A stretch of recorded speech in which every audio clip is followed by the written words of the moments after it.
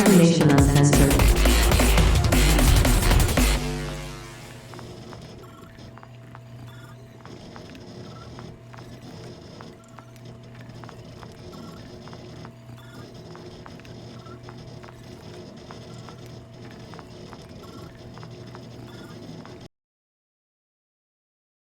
Hey, hopefully everybody can hear us and see us and we're moving. Chat, let us know if something's wrong or you can't hear us. What's up, Lobster Falcon? Let's check that mic.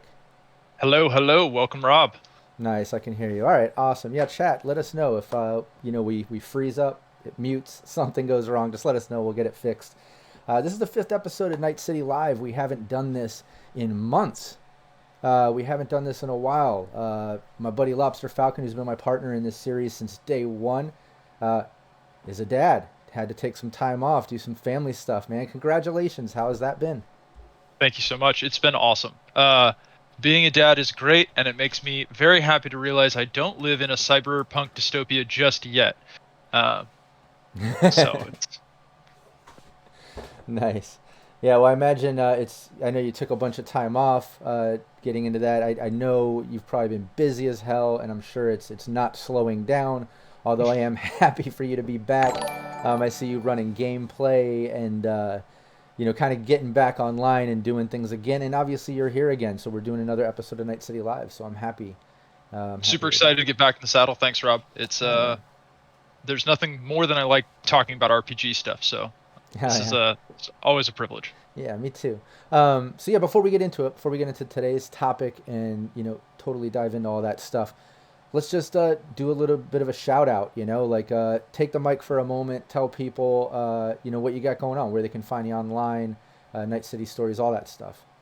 Go Sweet. for it. So if you are looking to play Cyberpunk Red and you don't have a home game, Night City Stories is the place for you. It is the largest living community of Cyberpunk Red online.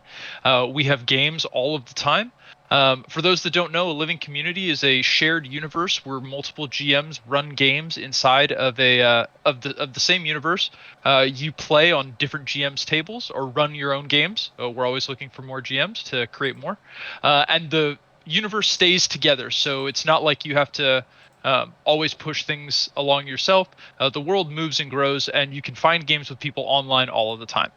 The one thing I want to shout out most about Night City Stories that I love is that we uphold the true punk ethos. If you're a fascist or a chud, you will be banned. We try and keep the place clean and a fun place to play. And so if you don't fit the punk ethos, get the hell out. Love it.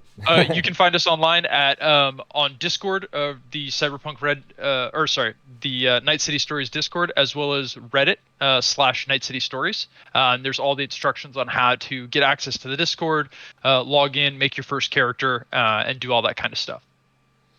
Nice, awesome. Yeah, and anybody that's part of our Discord, we link to them in our West Marches channel. But yeah, before I get into that, just shout out to everybody in chat that showed up early. I see a bunch of familiar faces like Wookie Kev, Miss Magitech, Jenny Glitz, my beautiful wife Valerie. What's up? Savage McNavage, Kevin, who's helping me with a bunch of 3D print stuff for the next upcoming film. Um, but yeah, awesome. Really like to see. I like the fact that you're back in the saddle. You're pushing Night City Stories again, and like I said, I've been seeing it more and more online, and I'm excited about that. I'm GM Rob Mulligan. I am the founder of what was Cyberpunk Uncensored, now Cybernation Uncensored. We're expanding a bit, not only because of some upcoming merchandise, a Kickstarter, and just some legalities behind the name and logo, but also because we're expanding. We're getting into more and more dystopian and sci-fi and futuristic stuff. Not only cyberpunk, although that is the driving force with us here. We love it. That's my ultimate favorite. But we are doing some Fallout, some upcoming Dune. There's some other things in the works, but yeah, that's what's up with the name change, the logo change, and stuff. We'll probably be doing an official live stream and big announcement about that more and more as that develops. We're kind of baby stepping our way into that because it is a big process. But yeah, check out Cybernation Uncensored on Twitch, on YouTube. We're also on Twitter. We have the Discord, the Facebook group. Some of the search engines might still be coming up under Cyberpunk Uncensored, but I have been making all the transitions into Cybernation Uncensored. So help search for that, help share those links, help me get that word out. That would be awesome. So last time I was here, Rob, I saw primarily your sponsor was Sirenscape for their really cool tabletop sounds. But I see you have a couple other sponsors. Who are those new guys? Well, they've been here for a while. I think I've kind of revamped the front there, but Cyberfight Clothing, which I'm going to be doing a whole promo video for them coming up sometime soon. Awesome t-shirts and designs, very cyberpunk style, so Cyberfight Clothing. Lion Banner Games, they make all my animated and static maps that I use for my live stream gameplay. And then Modifius Entertainment. As you know, I'm down with Arthouse-oriented games because of Cyberpunk, but I got into Fallout and Dune because of Modifius Entertainment. Chris, the owner of that company, and everyone at Modifius has just been absolutely awesome to us here. And the brand, at the time, it was Cyberpunk Uncensored, but like I said, Cybernation Uncensored now. But yeah, those are the sponsors that we've been working with, and they've been just a big part of every stream for a long time. So I love promoting them and talking about them. And obviously the number one is Sirenscape, bringing awesome sounds to the gameplay and more. Like I'm going to bring up some city sounds right now for us, so people in the stream can have a little bit of ambiance, some vehicles, maybe the occasional siren or combat or something, you never know. But there's the city sounds. We're deep into Night City Live. Before we get into today's topic, I want to give a shout out to my patron supporters over on Patreon, the ones that have opted in for the shout out. Will Huddleston, Naomi Madlass, Leaded Coffee, Michael Edmonds, aka Kira, Chris Anderson, Dolan Pondsmith, Steve Barr of Sirenscape, Matt James, which is also GM Reservoir Panda, Revolver Gray, Samurai Mac, Zach, who's also GM Capricious Nature, streams with us every Friday, his Nomad campaign, and he's got a Fallout campaign starting up next week. Rothan, which is Renegade 420, Raven, Andy Stretton, Charles Fodel, Kevin Moreno, who is also one of our streamers. We've been doing some one-shots, and he's been helping me out with some movies stuff. Rufio, Rayan, and Jamie Minch. Thanks so much for supporting on the Patreon. All of you are seriously the fuel on my fire. You keep the series and content going and the motivation up. So I really appreciate that. And shout out to Kafik for the subscribe there. Really appreciate it. All right, cool. Let's get into it. This topic, this episode, the 5th episode of Night City Live, is all about NPCs, non-player characters. They're kind of the characters that all your players interact with. They're the things that are making the world living. You know, they're the living people in it. They're the NPCs all around. What I'd like to do, obviously, every time we do these episodes, the live streams, I like to keep it open because if chat has something to contribute, put it out there in chat. We'll address it. We'll bring it up. We'll make it part of the conversation. But even with how free-flowing we are in conversation, we like to give it a little bit of structure. So we're just going to kind of talk about the different types of NPCs when it comes to like characters, personality types, maybe how it relates to Night City. I've got some ideas of how I typically look at it. And then we can get into ways that we use them in gameplay. We can discuss that, like clever ways to kind of put them into plots and use NPCs. And then at the end, we'll get into stats, how we kind of create our NPCs to use them in gameplay. And then, like I said, any questions from chat, any contributions, we'll address that too. So let's get into it. My first thought when I think of NPCs, I usually base them first, if they're not just going to be some generic person, just some generic living being in the city, and then I might kind of base that on district, and I'll get into that maybe next. The first thing I kind of look at is making NPCs almost mirror image or relatable to roles as if it was an edge runner or something. Like it won't be an exact fixer or solo or, med tech or this and that, but they might have those traits, like they work for a clinic or a Ripper Doc, or they're a hired mercenary style solo, like they have all those same sorts of traits, even if they're not a full-on player character or edge runner, or like, I hate saying like the star of the show, because in Cyberpunk there's really no hero or whatever. It's not like a fantasy game, but you know what I mean? Even with an NPC, sometimes I'll relate them to a role. I'll give them that sort of job or whatever position in the world. Yeah, I think it's important. To structure your NPCs around something that makes sense in universe, right? And the easiest way to do that is to pick character classes as they exist. and then use that as an opportunity as like a skeletal structure. This is especially important when you're picking what I kind of think as a NPC protagonists, right? So characters who are actively doing stuff in the world. And like within like the set of allies, there's going to be multiple tiers of how you define characters. And so what Rob's talking about here is like a somebody who matters in the cyberpunk world. And in a lot of storytelling elements, there are people who don't matter. And those are type of people that I consider as like window dressing, set dressing, right? Like they're just people that you describe, you know, the lady with the living in the trash bag on the street, right? That's just to set ambiance. Then there's the next set of people up who solely exist to be hooks. And the difference between a set piece and a hook is that a hook is experiencing conflict of some nature, because all plot is related to conflict. And then the step up after that is the NPC protagonist. It's a person who not only is experiencing conflict, but has agency. And when you have somebody who has agency, you need to give them tools to use that agency. And I think that's exactly where you start building them. All right, if they have agency, what is it through? Is it through their social skills? Is it through their ability to kick people in the teeth? Is it through their tech skills? And in Cyberpunk Red, the easiest thing to do is to start scaffolding them after a role. So I agree entirely. Yeah, and like Jenny Glitt says, the book goes into roles as having in fiction consequences more so than classes in other games. Oh, exactly, like the life path stuff. But as pertaining to NPCs, I totally get what you're saying. Like they almost have like those different tiers of, I don't know, quote unquote, importance to the plot and to the actual game. That sort of, but to me, like whether the sort of background window dressing style NPC or like hook intensive sort of NPC that's like more involved in the plot, or like a full on like going to be a partner to the team and part of the play for the GM to run, like that level of NPC.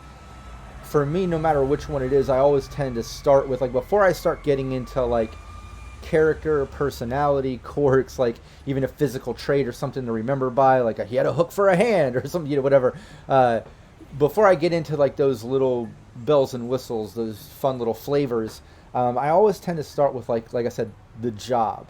You know what I mean? Like that'll kind of be the backbone of it. And I think, like you said, even with like the window dressing, you mentioned like the lady. I forget what the first one you said. Lives in a trash bag. Exactly, like trash bag chic sort of lady, on in the alley or whatever.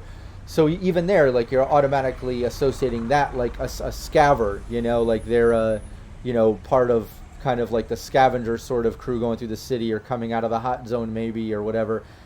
Just like sometimes my other NPCs, I'll instantly associate them with like I said, being like a med tech style or working for a clinic or having something to do with medicine, a paramedic or some type of job with that, or if there's some type of mercenary or security.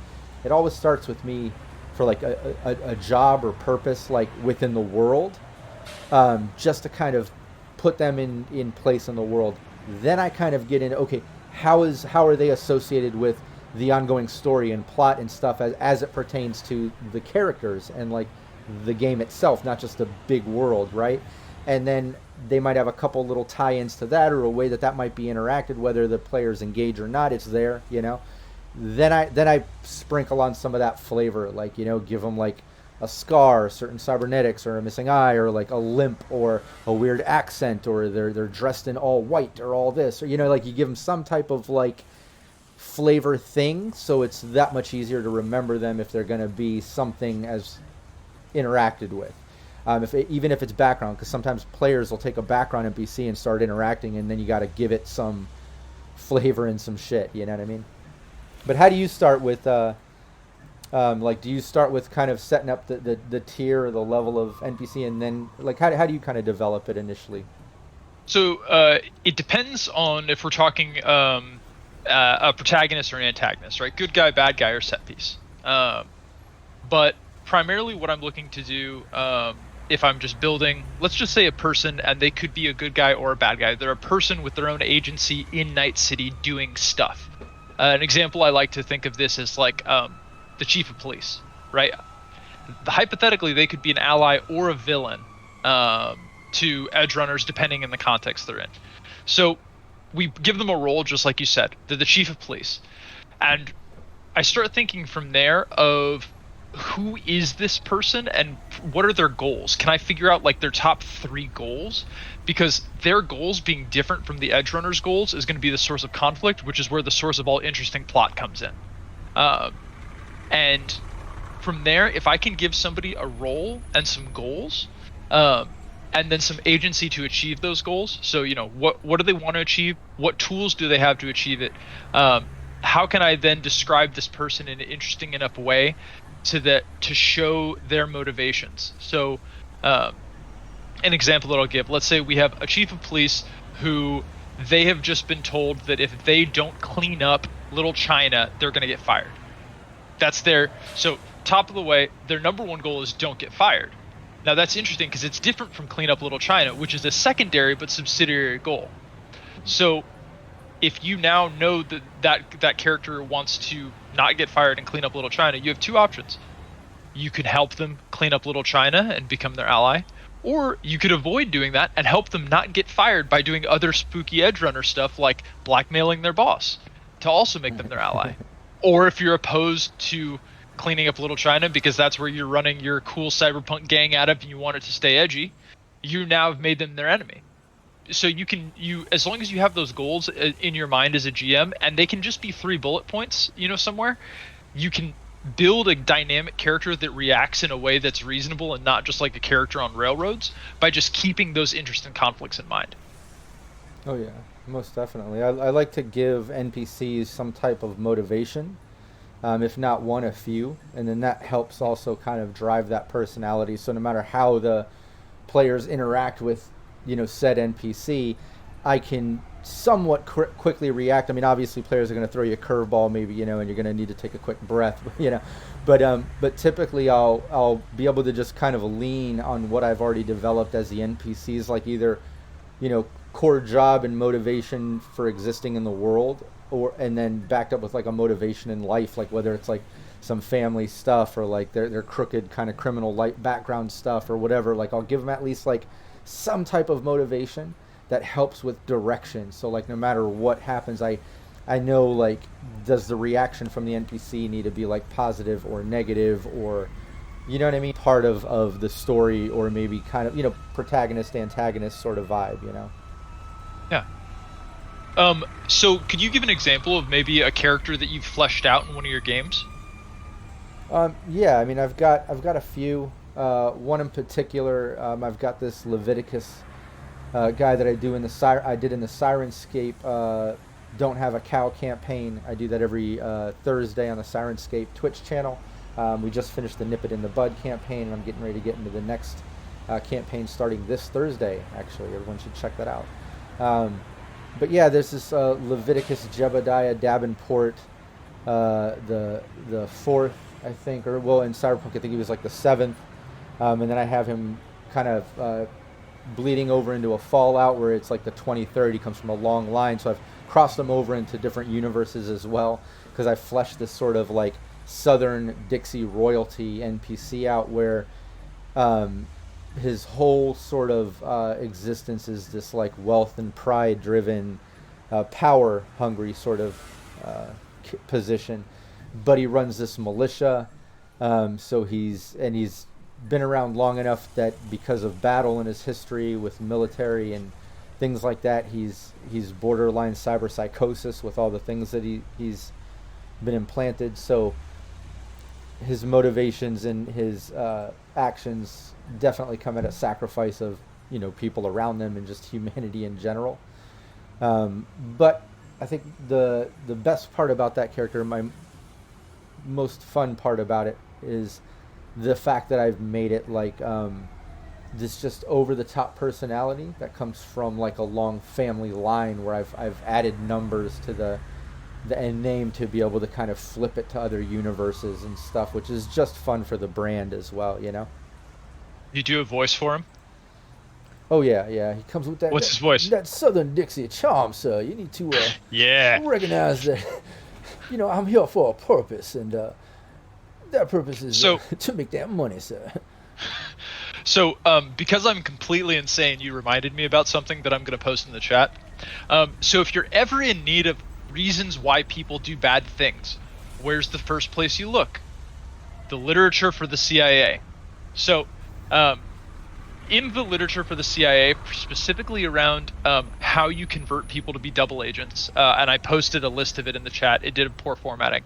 But there's multiple things that you consider, and so always remember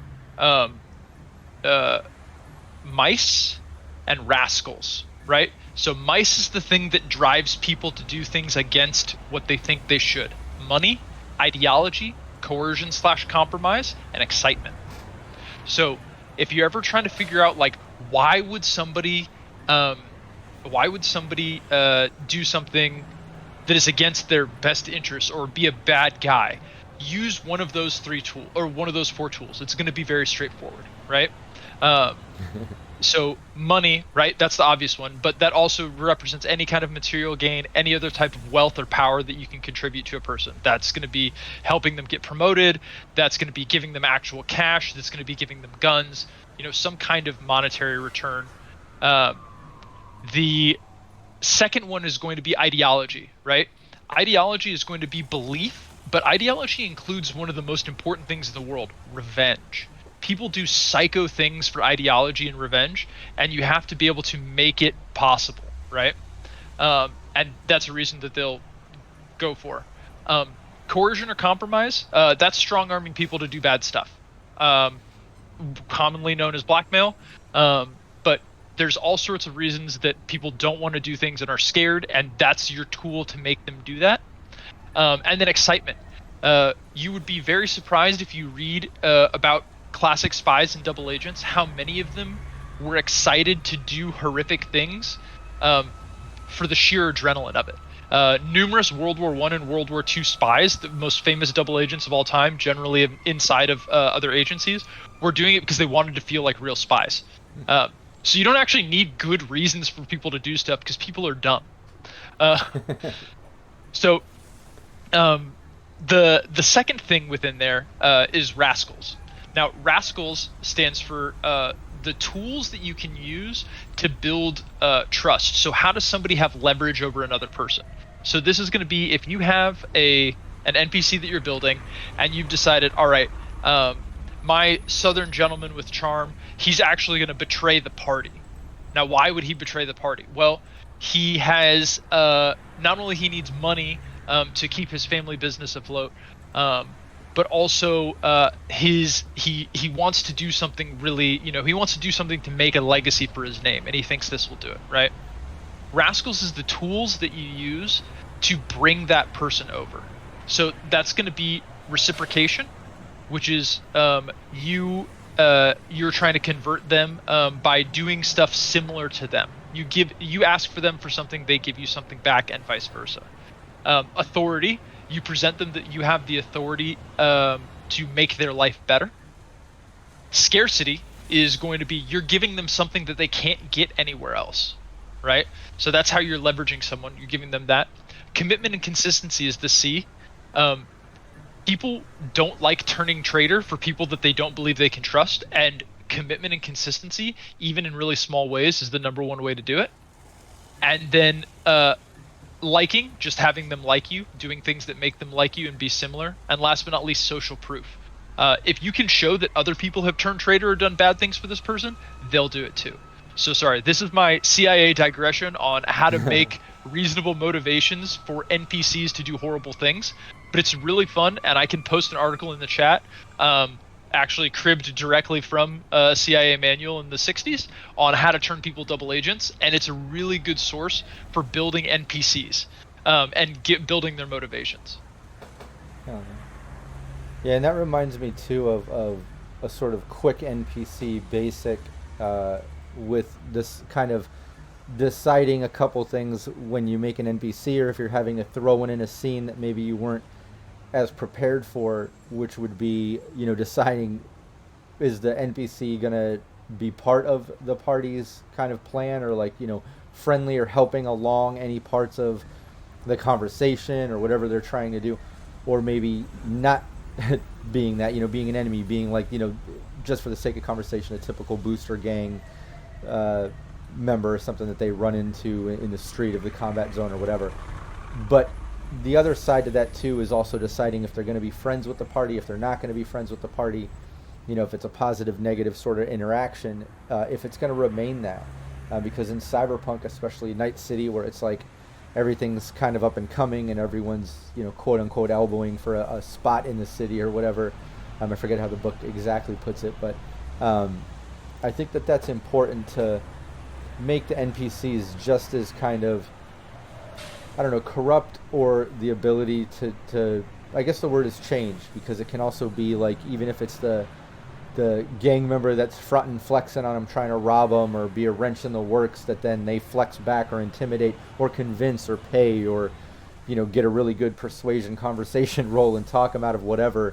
They're able to kind of turn them a bit, make them rethink some things, just in the same way that a friendly NPC, part of the party or plot, kind of pushing along the party's plans, can also at one point double cross them or change or decide, well, shit, like I'm helping this along, but actually at the end, if I take this shit for myself, I can make all the money. And maybe you have the NPC kind of flip in that way. And I think it's important to kind of think of those big, 180 kind of changes, just completely turning around in the personality type. Like I said, when it comes to Cyberpunk and Night City. Yeah, absolutely. Yeah, when you make your NPCs, do you also base some of your basic thoughts when you're kind of fleshing them out, or getting at least the initial skeletal structure of an NPC? Like for me, it's based on like first their job, how they sit in the world, then how they're influenced to the ongoing plot, if at all. Then I give them like a characteristic, whether a physical trait, an accent, or something weird to them, a personality quirk, right? But the other side to it is district based, where I kind of have my typical thought, and I know like characters can be extremely dynamic no matter where they live and motivated by any number of things. But sometimes, especially if it's like a quick sort of thing, I'll have my basic, all right, cool, if they're near the hot zone, more scavenger lifestyle people, and the more desperate, the more willing to live near what might be given off radiation, or is a lot of in reconstruction. Just like combat zone, no matter whether, Japantown, China, South Night City, the old combat zone, there's just this overall vibe of NPCs in combat zone versus any other zone, regardless of the dynamics within them or whatever. I guess my main point is how the districts influence the NPCs. How do you think about it when you think of districts and NPCs? So when I'm using districts, one of the things that I really want to do is I'm actually thinking about it the other direction. I'm thinking about how can I use the NPC to make this district feel unique and cool, rather than and so that comes kind of from, what is iconic about this district, right? But I think if you use the same NPC everywhere else, it doesn't make the districts feel unique and different. So if you use the opportunity to say, hey, this person is part of the world, and the reason why this district is this way is because it's full of people like this, right? And so you're gonna have, I think an example is combat zones, right? So some combat zones are the grittiest, nastiest places in the world, and some of them are like, really neutral. Not necessarily neutral, but they're dangerous and really bad, but they're not as intensely bad, right? And depending on how you're running your game, you might say like, Little China is less insane than South Night City, right? And so how do you communicate that by showing and not telling? If you just tell the players like, well, South Night City is worse than Little China, you can talk about how Little China has, you can say that, right? But that's not good storytelling. But you can use how you build NPCs to do that storytelling for the universe. So, for example, in a new character, not Bob will know who this run is related to. I have a new bozo character named Babyface. Babyface is the leader of a subset of bozos who has surgically made his face to be very tiny in the center of his face to look like a baby. He's completely insane. Um, but the type of person who surgically makes their face look like the size of a baby while running around in clown shoes is not the type of person that you think is remotely reasonable to deal with, right? You don't get the idea that somebody named Babyface is going to be a person who you can, negotiate with or deal with. It's a kill or be killed type scenario because he's a complete psycho. In counterpoint, in Little China, if I describe to say that this block is owned by a famous triad guy who's renowned for his brutality but also efficiency, right? That's a type of guy that you can work with. Now, he's scary, he does horrible things, but it's a different ambiance when I'm describing, whatever, Jinwu, the former, security contractor who, committed some major crime and now runs security for the triads here, and he's renowned for being brutal but fair. So like, you can build those people up, and each one of those people gives that ambiance to your zone, to each district. But you take the cues of how you want that district to be presented and project them onto the character, and then the character will make the district feel that way. So that's a very long example, but yeah. No, exactly. And I think like the basic backbone of that is like, just for like Cliff's Notes version is like the difference between like booster gangs in South Night City versus like Yakuza and actual crime families in China or Japantown vibe, where it just seems like, it's still combat zone, but it seems like you might be able to work with them a little more, whereas these guys over here are a little more unpredictable and crazy. They're more street level thug style, and these are a little more thought process. They're also running some businesses and some off the books things, and like they're a little more tactful. And the other side too that I like to drop in is like in old Japantown and different parts of combat zone that involve, the nicer of the combat zones is like slightly nicer restaurants, or like there's a park attached to a restaurant in one of my current Team Veritas games, where like they have security that they don't let in, people wearing gang colors or miscreants and things. Like, you have to be dressed nice to at least get in there and walk through the park on date night, that sort of vibe. So I like to make parts of I don't know, the nicer, the lesser of the evils of combat zones, like have nice parts or moments in them, like people struggling to find positive change in the shitty district that they're stuck in at the moment. You know what I mean? Absolutely. Also, shout out to the Babyface thing. Actually, a couple years ago, my second episode of Mulligan's Monsters, you can watch on Troma. Troma Entertainment, if anyone's familiar, they did like Toxic Avenger, Poultrygeist, shit like that. I've got a monster series I direct produce and put out on their streaming platform, Troma Now. And my second episode of Mulligan's Monsters is actually Babyface, where it's that same thing. It's a big, my buddy Bill played it big, and he's got like this diaper and thing, and he's killing people with a rattle.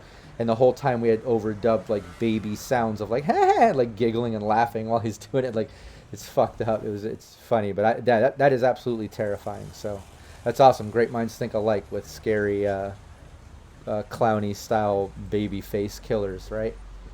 So you actually opened, I think, a good section when we're talking about NPC types, right? So something people might not know about is like the difference between syndicates and gangs. And so you talked a little bit about like, how would the triads act? They want like a little more security versus like booster gangers. I think that's a really interesting subsection in terms of, or discussion in terms of like, if you're gonna think about motivations, right? So syndicates are just businesses who want to run outside of the law, whereas booster gangs are more like feudal clubs who run on violence. Now, syndicates will make gangs work for them in the exact same way that medieval kingdoms found freelance men-at-arms who would be bandits otherwise to go do their dirty work. But a syndicate NPC is going to be somebody much more focused on profit and bottom line in the same way businesses. So when you're thinking about your motivations for these syndicate characters, they could actually be really in line with like the police, because they want order, they want discipline, they want utilities to work, because their business is based off of those things. But they also want parts of the business, parts of the law that inhibit their business to fail, right? They want bad border security, they don't want cops messing them up. They want the courts to be non-functional, all while still having the stability.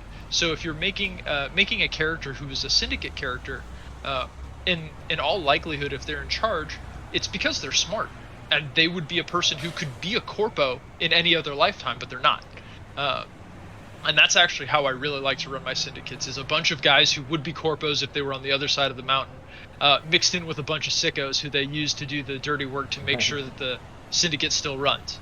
And so I think that's a fundamental difference in a mentality when making a syndicate character who, as of yet, aren't really, the syndicates aren't really flushed out in the Cyberpunk Red universe. Hopefully we'll get some of that.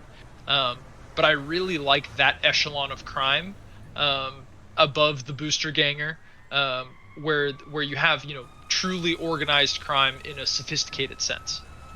Oh yeah. We have a bunch of chat here. Sorry. Yeah. I'm just going to read that really quick. I think it's a great way to put it. Absolutely.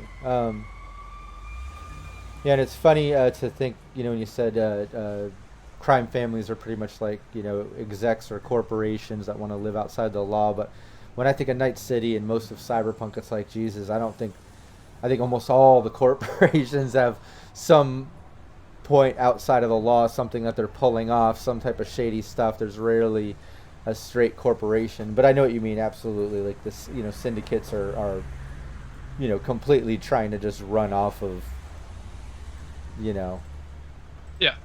But well, and so one thing that Bronx Smash mentioned is, says, I don't see why they couldn't be a corpo while running a syndicate. So in terms of like a character, in terms of like a character archetype of running like having, in the universe, I think absolutely you could have a corpo that was part of a syndicate. I think all of their traits match up.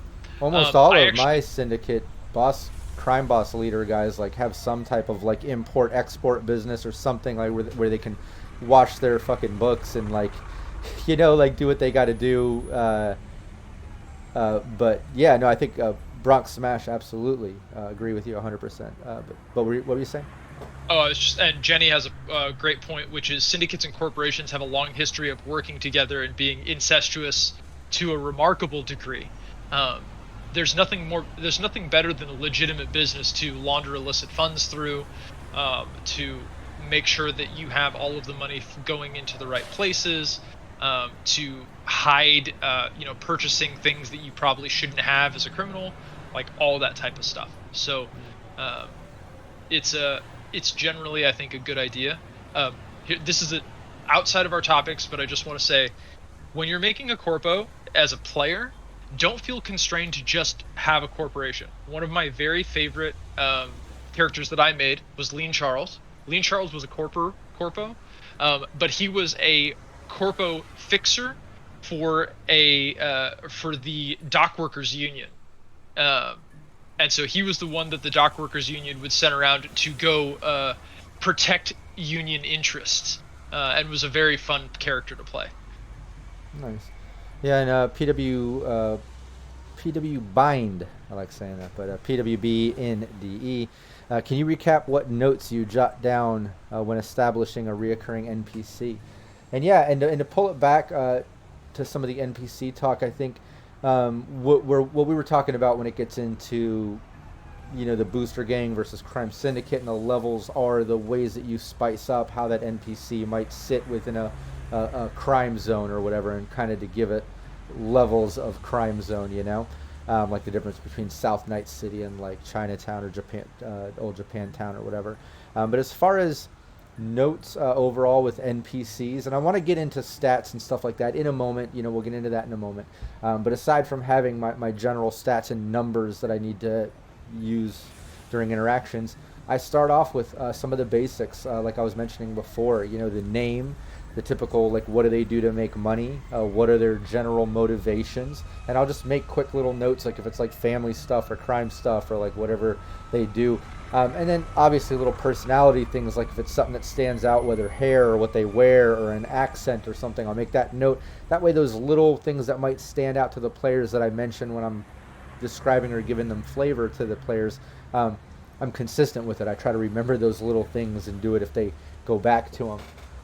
But other than that, the notes are constantly evolving. I run off of outlines at this point, just because of how player agency just throws me so many curveballs. I'll have like general plots and main things and twists and everything in place, but it's just outline form. So as we go and the players develop the story with me and kind of what's happening with the NPCs around them, I'm adding little notes to NPCs like, okay, well, they shot off that guy's hand, or they pissed off this person by doing this, or this person owes them a favor because they were so awesome doing this with them. And I'll just make these quick little notes next to them that kind of evolve as it goes. And that kind of also draws in, like we were saying at the beginning, what Lobster Falcon was talking about with the different tier levels of NPCs, like if they're just kind of a set dressing or something that's plot inclusive or something that's involved in the story, or if it's like a super important catalyst to what's going on. Some of that stuff will develop as it goes based on those notes, based on how the players interact and what happens with the NPC. Yeah. The something Rob just mentioned that I want to make sure the listeners are really, really get is that the best part about an NPC is the conflict they have. Because if a character doesn't have conflict, then they're not a character they're not participating in a story, right? They're just a tool for you to use. And so I actually have separate categories of characters where if there's somebody that you just go to like buy stuff from and you give them a little personality, that's just a tool. They're not a character. They're not valuable. It's conflict that they have in the universe that the players can help with or that the players participate in that makes them part of a story. So when you're fleshing out a reoccurring NPC, the thing to really think about is what conflict exists in their life, and then do they need the players to help them resolve it? If they're a friend, yes. If they're a bad guy, what conflict exists and how are the players going to stop them from resolving that conflict? And that's what's going to make it interesting. Oh yeah. Now, speaking of NPCs, to kind of give it a little bit of sort of development to the NPC, like obviously, getting into motivations. I love the conflict aspect.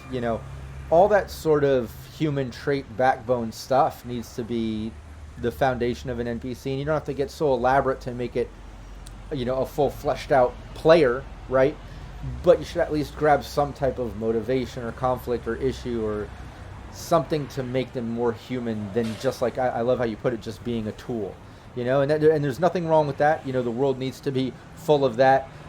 Maybe not so much in real life. I don't want to be mean here, but in game, like there's definitely going to be NPCs that are treated like tools, and they're going to be there just to kind of fill all this space. Like when players enter a bar, not every single person in this packed house is going to have a list on your sheet of motivations and things, and like, oh my god, that would be impossible. So you might just kind of fill them with general bunch of people dancing and this, and you might categorize them as like some college students, some gangers, some corpos over here doing this, and you might generalize, and then you might in your notes have some of those motivations, conflict, and things within that general group or type or archetype of NPC. So if the players do engage in those, then you have something to lean on real quick, and then kind of flesh it out as you go.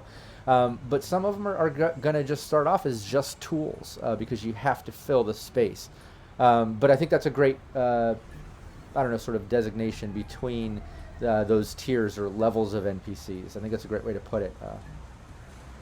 So one of the things that kind of Bob and Jenny are mentioning is like, so he's talking, not Bob in the chat, is talking about Sergey, the sandwich vendor from the old country, who will never speak in enough detail for you to figure it out. He got shot in a firefight and made sure to tell the PCs afterward who saved his life, still no free sandwich.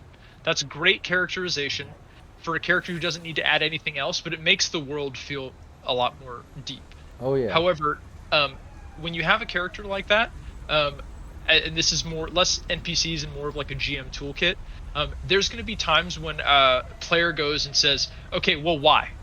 And now you as a GM are going to have to think of a motivation for a character on the spot.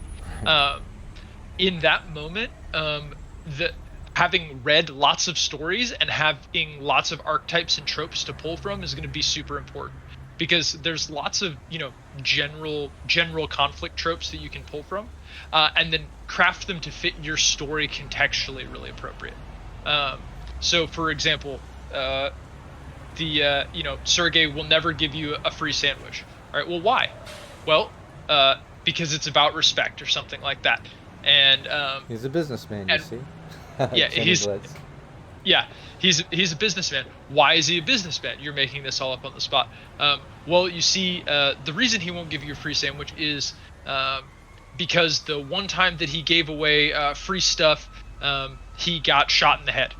Why did he get shot in the head? And you can start filling out these story things that make it really important by just ad-libbing with yourself. Yeah.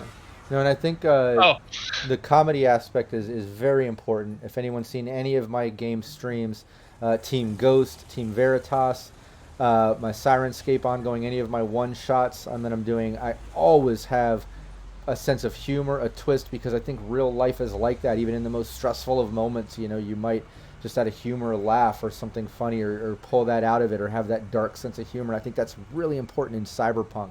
Not to be completely goofy and ridiculous at times, but to have a dark sense of humor, to be able to pull some of that in, or that little personality quirk. I do it all the time with NPCs and little situations, and it helps balance too, so it's not just constant darkness and figuring things out and moral dilemmas and backstabbings and like all this conspiracy stuff that is very Cyberpunk and very Night City. I don't know, it makes it more real life, and it helps balance that shit. It's very important. So that's a great point that Bob brought up. I absolutely agree with that and do that as well. And then it was not Bob, I think, said his favorite GM tools is putting the NPCs on the players. I love that too. I do that sometimes with players, like if the same way I'll do kill shots, like that last shot, like when I calculate the HP, right, and I'll be like, why don't you describe how you just took that person's life or whatever, and let them kind of elaborate like how epic it was or whatever they might want to do, right? I'll do the same thing with some NPCs, like if the fixer's calling on one of their contacts that they have listed on their new role, they have this political hookup, this local person hookup, this, that. Or someone wants to call their family members. Sometimes I'll put it on the player a little and let them have fun with it. Lots of times it's fun to a player when you're like, why don't you tell me about that person? What do they look like? What's their personality like? Are they friendly, or what do they sound like? And hopefully they don't say something too crazy that then you got to pull off. But I do that. I do that. I'll describe some of them, but I'll allow the players to have fun with that too. Do you do that? Yeah, and I actually took it from this game called Spire, which is a pretty cool game in a non-cyberpunk setting. But they actually have core mechanics in the game where you dictate things to the GM, and it's very fascinating in that you can. So they're like, all right, well, I walk into a bar, or like I want to find something out, and use the GM are like, okay, cool, you found a bar, tell me about it. Like you tell me, what did you find? Okay, yeah, cool. Yeah. And you actually know the guy who runs it. He's a scary mob boss. What's he like? Boom. Now you're putting it. It does two things, which I think are really important. One, you don't have to think of anything as the GM. You can just rip with it, which is great because you think of too much shit. Secondly, you're making a character that you know immediately that the player wants to engage in. Absolutely. And that to me is even more important, because now the player is giving you, here's a hook I want to play with. This is a character that I now care about. I'm invested in a little bit.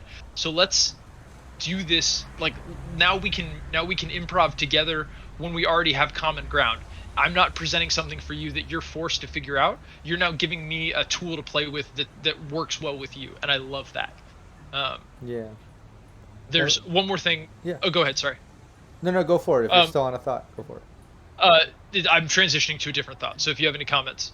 No, I was going to go kind of into the Manicore alias in chat, talking about an NPC being super friendly, like, why are they being so nice? And I was kind of going to push into different personality types and having fun with NPCs, because we kind of talked about motivations and conflicts and like the foundation of them coming into gameplay and establishing them. Now I just wanted to get into some just fun quirks and ideas and personalities to play with them before we start talking about stats and things to creating them. But if you had a different thought before that, go for it.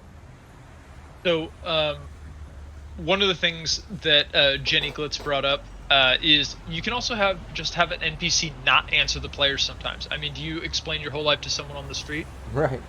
Another person in the chat, Infernal Suspenders, has run possibly the most annoying character of my entire life in a Pathfinder game that we played. And That's a great introduction. This guy right here, I can't stand the. No, she ran literally the most annoying character, and I'm talking about the shit ass at the hunting lodge. So this character, I was playing a very dumb paladin who just ran in and did things, and all he did was basically tell me in various different ways to fuck off, regardless of what questions I asked. And it was phenomenal, like because it's a perfectly real way that a person would respond to somebody barging in and demanding things. The story doesn't capitulate to you, Oh, yeah. and especially in Cyberpunk, where like your utmost goal is to not die in the worst gutter. Like the universe isn't just going to hand you things if you barge in and ask for things. He's just going to be like, how about this? Fuck yourself. Like, and that's a good thing. No, I had a team doing that in my Sirenscape campaign, and they were questioning people in the jail cell, and of course, like, some were going to try to talk to them and be desperate and in a desperate situation maybe and look at them as an out or something, but obviously the dude eating that she's like harassing it as the back turned to him, she's like, fuck off, and keeps eating and just no help, and then I've got like their boss Nash, who's constantly calling like, what's the update? All right, well, just make sure you go do this and that, and then the second he's like, all right, bye, he hangs up. I always end it like, all right, he hangs up while they're trying to respond to it. So he just instantly has that sort of personality, where he's to the business, to the point, and then he's going to hang up. You're never going to he's always got last word, Yep.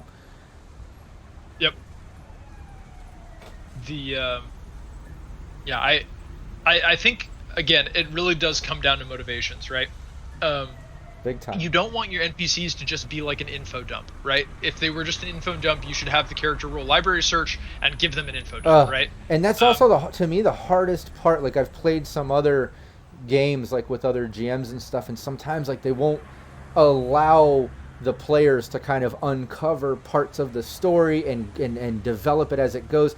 They'll just like, you meet this guy, okay, holy shit, blah, blah, blah, blah, blah, blah, blah, blah. This corporation's doing this with this person, and that is over here because of this and that. And, like, you're just, like, you're overwhelmed. It's not fun for the player because, like, you lose it. Like, I've played in games like that where I'm just like, okay, I have no idea what's going on now. It's too much of an info dump. It needs to kind of slow down a little. It needs to develop, like, real world. Like you said, you're not just going to meet somebody and they're just going to be like, oh, let me tell you my life story and everything going on around you and be absolutely, completely an open book and helpful to everything you need. And like, nah, it's not going to... Unless it's a girl on MDMA in the bathroom. Then, like, yeah, she might explain her entire life to you, but that's okay. Like... That's a different game. That's a... So, yeah, in terms of info dumping, I think an important thing... and this happens with new writers a lot, and I think there's a lot of overlap between being a really good writer and being a really good GM. I think the part where you become where some writers go too far is they want to prescribe the story to the players. But I think where great writers do a really good job is understanding the show don't tell, and that's a really important part about GMing.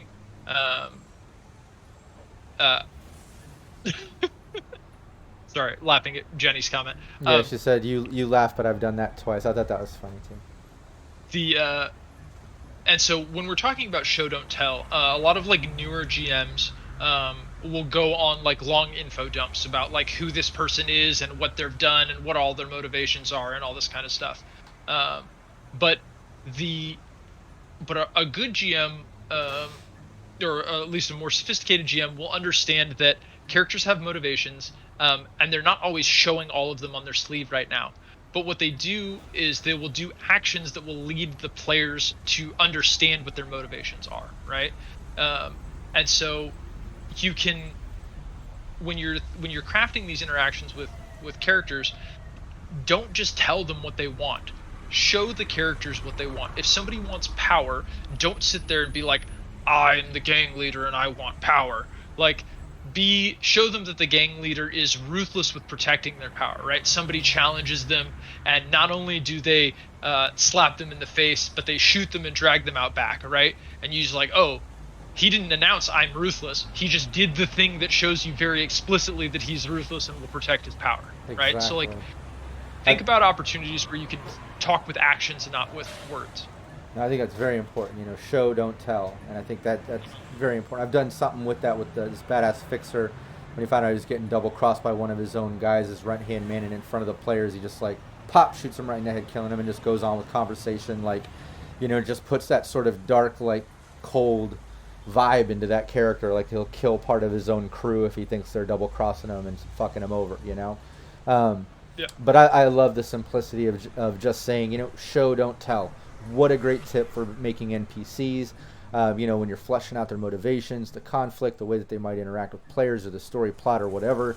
Always try to show, not tell, when it comes to a lot of the ways that they're going to interact, because otherwise you're walking that fine line between like allowing the players to kind of extract information at an immersive kind of normal feeling real world vibe or whatever or rate versus being like a straight up info dump, so I think that's important. Show, don't tell. That can help a lot with that. What was that?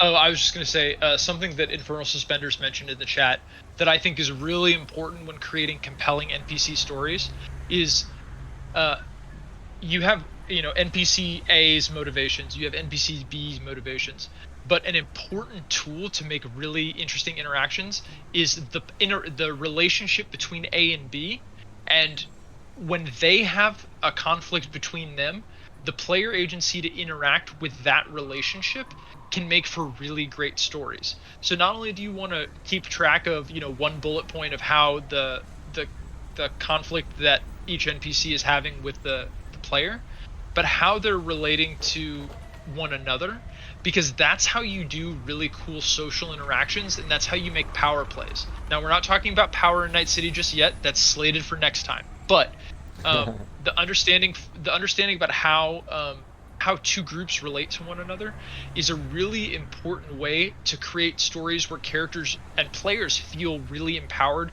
to do interesting stuff.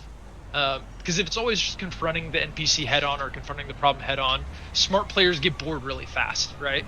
But if you have really smart players and you say, hey, Bob hates Jim, but Jim can get him, Jim can get him fired, and if he gets fired, his daughter doesn't get health insurance and she dies. Okay, well, now that's a tool you can work with on leverage on both of them, right? You can do interesting stuff with that relationship as a tool. And so NPC, be ready to understand and create relationships between NPCs, because those are going to be tools that your players use to move the story along in ways that you couldn't have predicted. And I think there's some of the best ways to make players feel really, really smart. And to me, a super successful game is when players feel really challenged, they feel like they almost died, and then they feel like they were really, really smart in solving the problem. And if I can do it without thinking really hard, all the better. Like, oh yeah.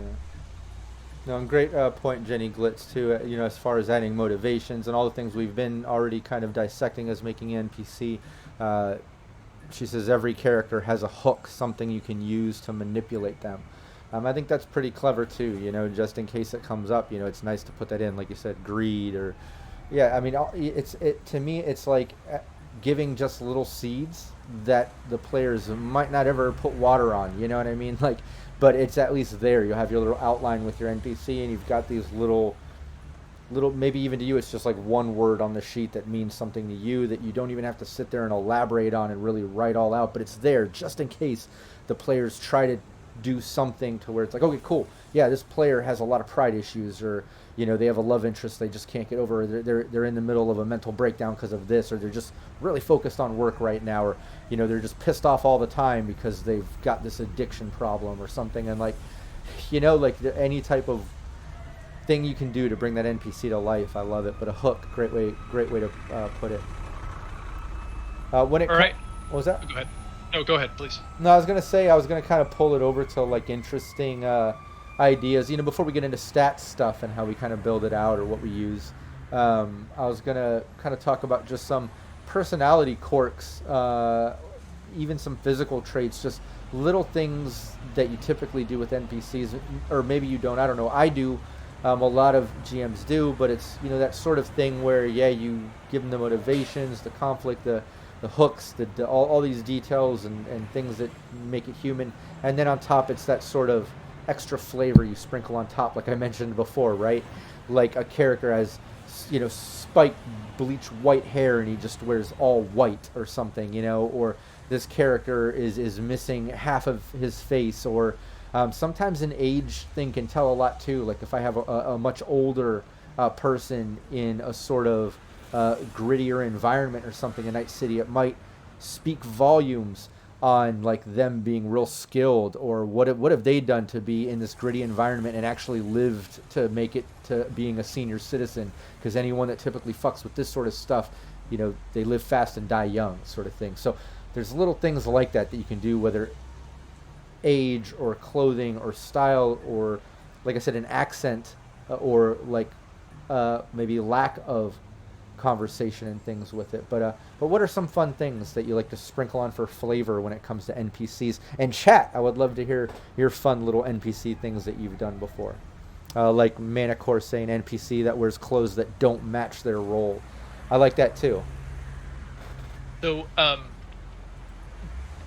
there's two GMs that I've played with in the chat right now, Infernal Suspenders and Not Bob, and both of them are really phenomenal at voices. They do really, really great character voices. Nice. That really identify with the characters. If you're comfortable doing character voices and you're pretty good at it, I think it adds a lot to a character. I, however, am horrible at character voices, so I've had to come up with other tools on how I differentiate characters to the NPCs. A lot of the time, that's going to be word choice, right? So I'll try and, while I won't necessarily use a voice, I will speak in a different way. Like, you can talk super corpo to one, you can talk kind of street in the other, and it's not necessarily not necessarily like doing a cool voice, but just changing the way that they talk about things. Being, trying to be, gangster versus being super uptight and prim. The other thing that I think you've mentioned is kind of describing how people dress, but not only how people dress, but how they act within that dress, right? Is like, for example, just describing somebody who fiddles with their cufflinks, like that gives you like an idea of like, all right, well, that gives you like a silhouette of a person already. It's a guy who's wearing a cufflink, right? So you can kind of see the rest of their outfit already. He's a little bit nervous. Yeah, so he's, pacing, and he's kind of fiddling with his cufflinks, and you see the reflection on his the wire wear on his face, and he keeps muting his comlink over and over again. Like, all right, who is this guy? He's like nervous and pacing, and he's got some money, and you can kind of use, I think, those ticks to describe the character in a way that feels a little less info dumpy. It's a little bit of the show not tell, right? It's not like a man wearing a white suit with cufflinks, but he's pacing and fiddling with his cufflinks, and he keeps trying to rub the stain out of his right elbow of his white suit, right? Like, yeah, it's not having him say, I'm really nervous about the situation. I really don't want to talk about it. I don't know if I'm in danger or whatever. Instead of saying all that info dump, you walk in and you see some beaded sweat on his brow. He's tapping his foot kind of fast, fiddling with his cufflink. So it's like it adds that nervous sort of vibe. The cufflink, instantly he's dressed nice, or at least, if not syndicate exec, maybe. I don't know. You can instantly start kind of painting a picture. But I totally agree, and it absolutely falls in that show not tell category. All right, so we're getting some tips from the pros on how to do cool voices for NPCs in the chat here. So I just want to take a second to talk about that. So one of the things Not Bob's saying is funny voice is like 30% of making a memorable character. Right. And then goes into Infernal Suspender says the tricks to voices that are really making it unique are things like speed of vocalizations, what they inflect on, and how emotions color that and giving them a horrific laugh. So I think that's all great advice. I definitely need to like sit and practice voices before I'm comfortable with it. And even then, most of the time I'm not, but I'll try and like do some kind of influence there. I absolutely do voices and accents and gritty, higher pitch, lower pitch, a little bit faster and skittish and sketchy, and a little bit slower and contrived, and like I try to do all of that, but I don't consider myself by far like an expert. I've done some voice acting stuff with the filmmaking things that I've done and different things in the past, but I'm like you when it comes to that. I practice a little bit before, so any GM out there, don't feel bad when you're making your notes and you're giving those personalities. If he's going to be kind of gritty or sketched out, talking fast or slow or have an accent before you have your session with your players. Just kind of go over it, speak out loud, practice some things that NPC might say, and it'll help you get a little more comfortable into it. And if you give them like a catchphrase or something that falls in line with that accent or that style of speech, whether it's slow or fast or gritty or whatever, you can kind of give it like a catchphrase or something to lean on that can start it. It helps you kind of get in the flow of giving that character a voice. But I agree, it's like with what Not Bob said about it being about 30%.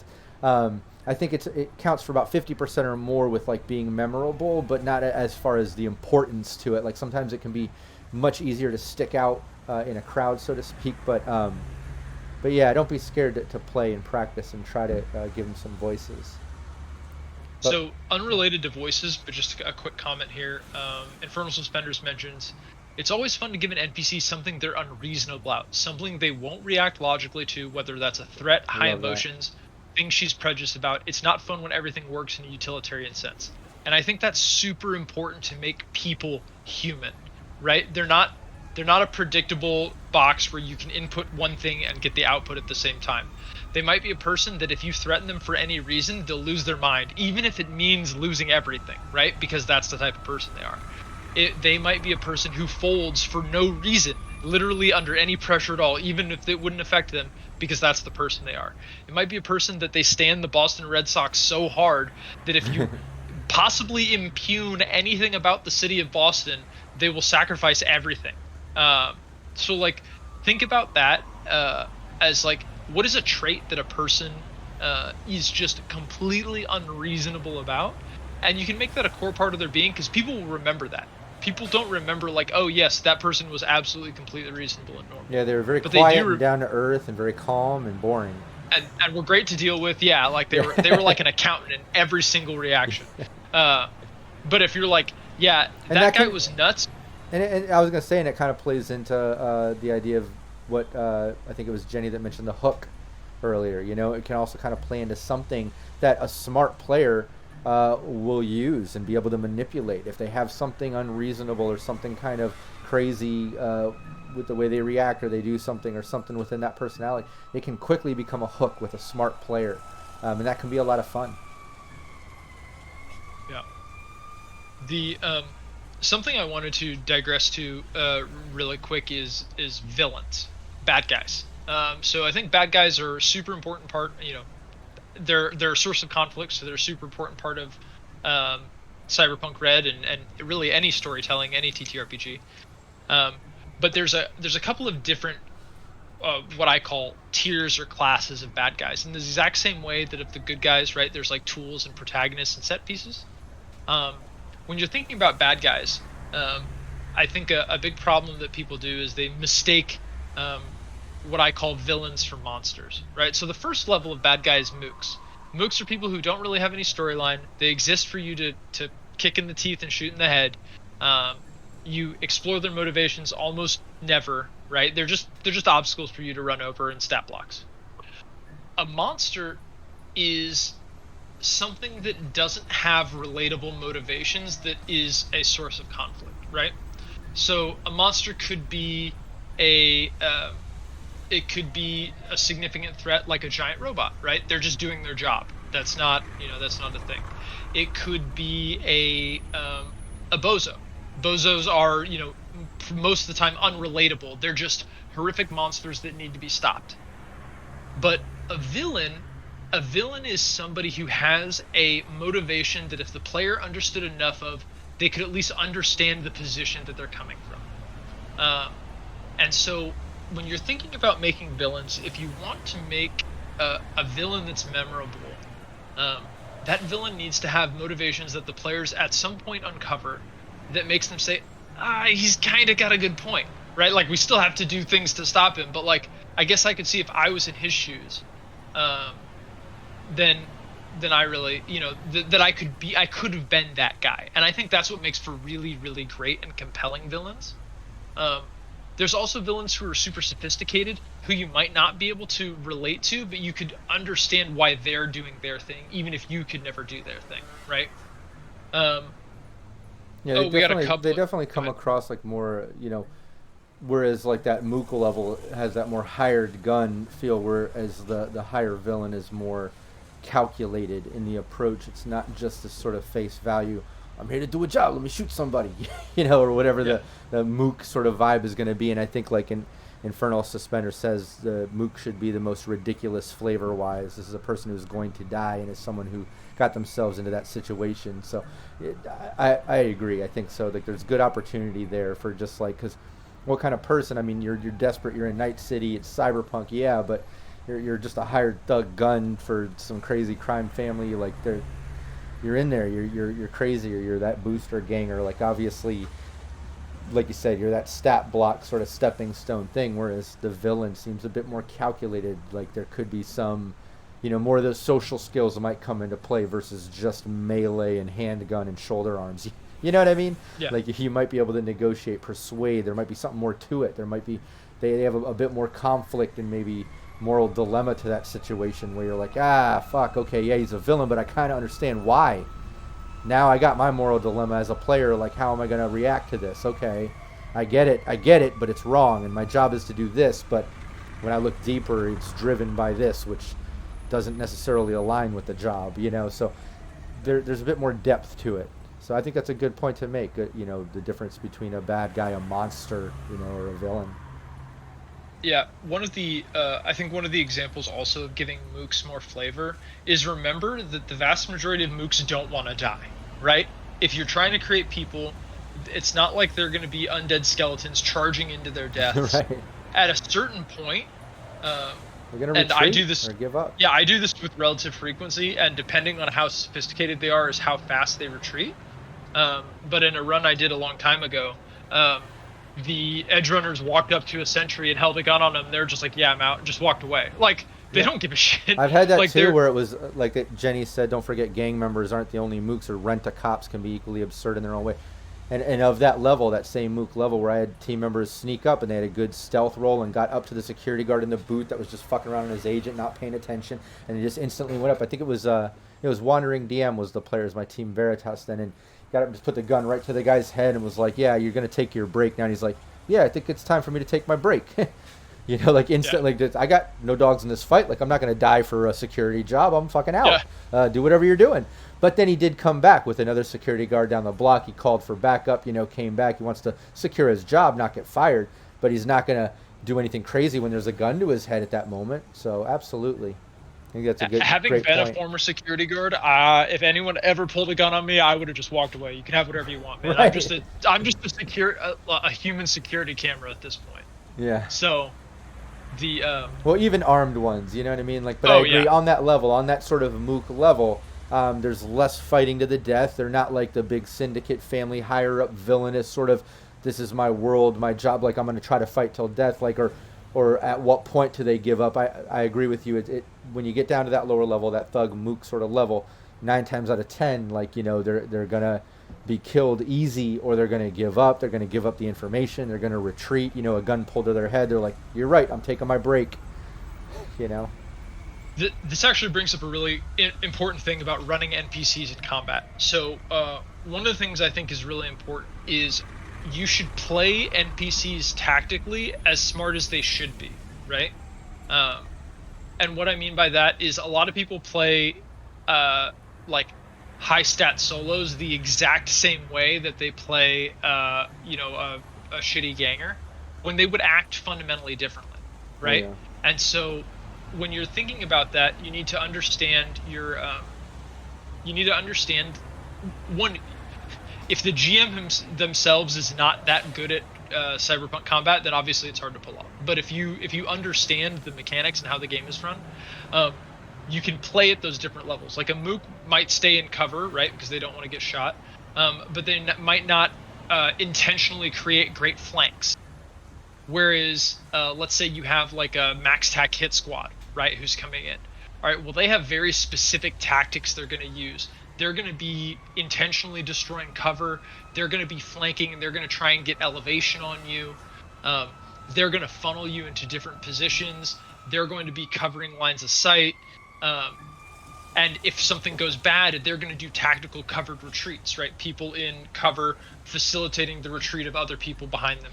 So, like, think about the appropriate level of tactics when you're in combat scenarios that come into play, and think about like who is willing to die and why, because 99% of people aren't excited to die, right?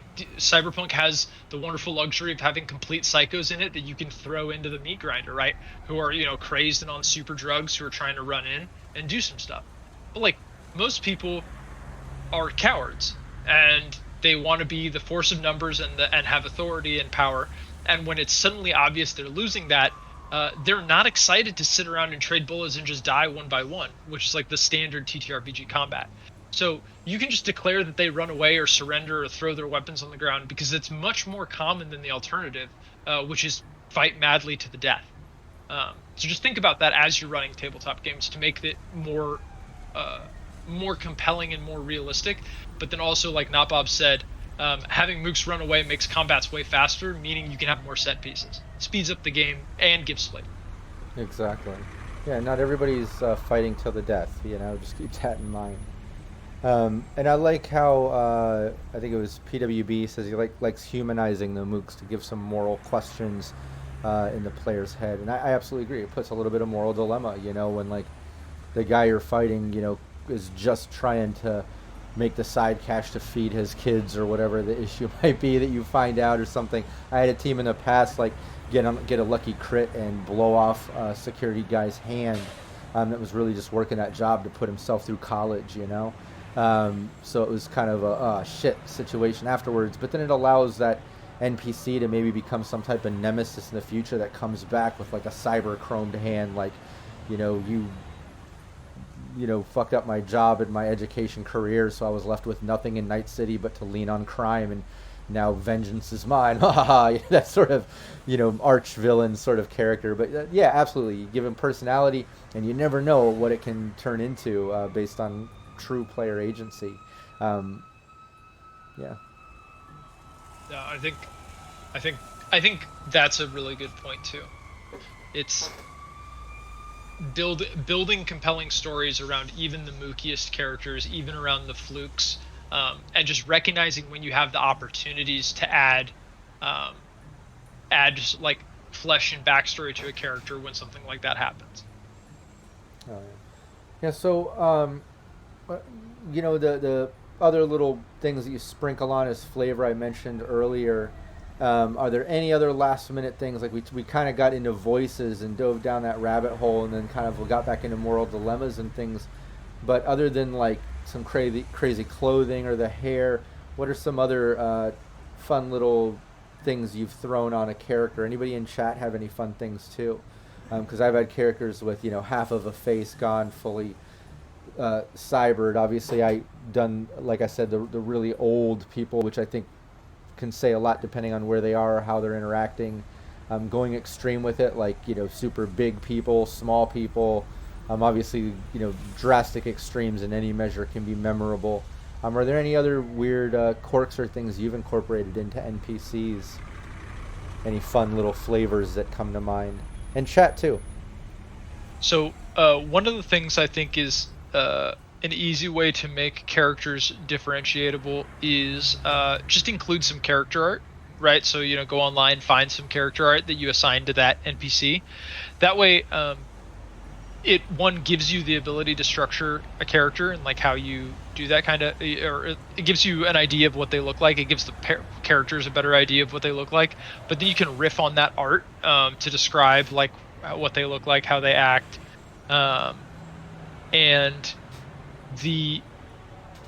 but it also is like, it makes it way easier to be like, oh wait, who was that guy again? Because people will remember that image. So you don't have to be like, what was the chief of police like? Was that different from the sergeant? So yeah, like I think it was PWB said he introduced caped vigilantes into his world. I like that. And then what was it?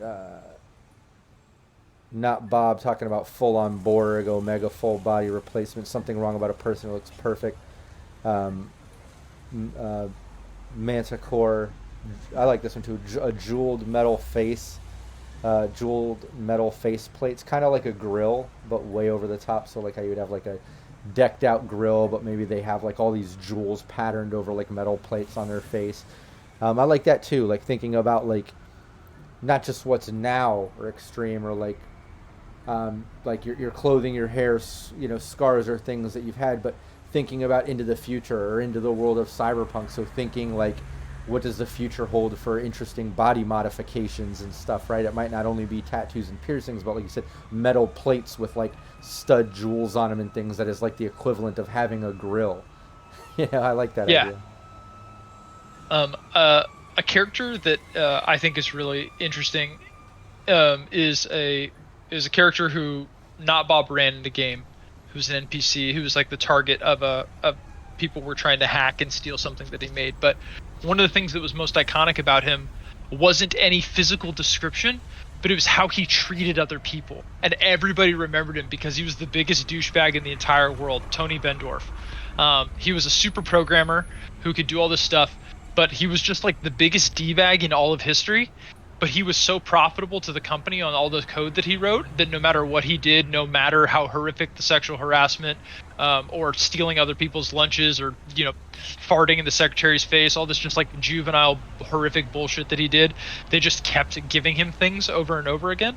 And the players kept hearing different reports and finding emails about all this stuff. And so you didn't even describe the character in person, but Not Bob actually provided the players a dossier about how terrible he was, and then kept giving us more stupid, horrific things that he did in office workplace to describe this guy. You got the full picture of just like how juvenile and stupid he was, that you didn't even have to necessarily meet him in person to have a complete view of who this character was. So it was really like capturing snippets of their behavior that I thought was a really cool way to describe them. Nice. Oh yeah, definitely. And again, that leans into the show don't tell, right? Yeah. You're kind of giving it real life stuff that the players are feeling and experiencing, not just being, info dumped upon. They get to experience it and it feels real, and that's important. So yeah, aside from personality things and characteristics and motivations and building NPCs, being associated with districts and potential roles and just everything we've discussed, let's talk about stats and stuff, right? Let's talk about how we create our NPCs. And first, let me say, obviously, in the Cyberpunk Red rulebook, in the data pack, which I'm going to be doing a stream about and showing off that in the deck cards and all kinds of goodies. Obviously, they have pre-gens, right? They have kind of the Mook, they have everything from like the security guard up to the cyber psycho to the road warrior to the booster gang, and it's like all these things from like low level up to top level and everything in between, different flavors. Those are great to use.